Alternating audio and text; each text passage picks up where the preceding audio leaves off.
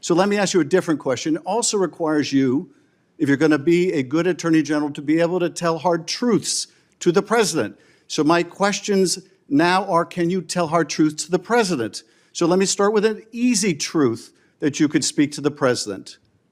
Can you tell us, can you tell him that Donald Trump lost the 2020 election? Can you say that? Do you have the independence to say that? Do you have the gravitas, the stature, the intestinal fortitude to say, Donald Trump, you lost the 2020 election? Can you tell us that here today?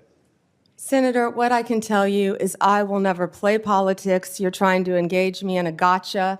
I won't do it. I'm just asking you a simple I question. won't play if you can speak truth with any ongoing to power. investigation, So let me ask you another. like you did leaking your colleague Devin Nunes's memo. If you can't answer the question, let me ask you a different, what should be a simple truth, not a hard one.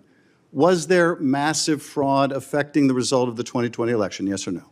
Senator, I'm glad you asked that question, if you'll let me answer what I saw in Pennsylvania. No, I asked a simple question about massive fraud. I can only tell you what I saw in Pennsylvania. I know you want to answer a different question, but my question is, can you tell us whether there was massive fraud affecting the results of the 2020 election, yes or no? Was there or was there not? I can tell you what I saw when I went as an advocate to the campaign. That's not my question. So you can't answer that question. You can't speak that even easy truth to us, let alone to the president. So let me ask you a different question. It will also be important that you give good advice to the president. Are you prepared to advise the president not to pardon people who beat police officers? Senator, as I said, the pardons are at the direction of the president.